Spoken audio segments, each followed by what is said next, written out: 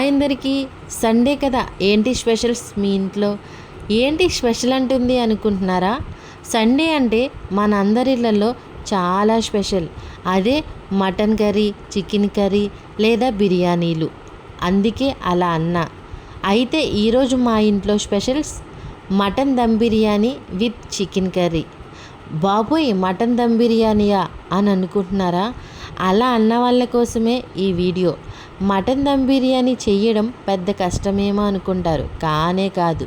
ఈరోజు నేను మీ అందరి కోసం సింపుల్గా అండ్ టేస్టీగా కుక్కర్లో మటన్ దమ్ బిర్యానీ ప్రిపేర్ చేస్తున్నా.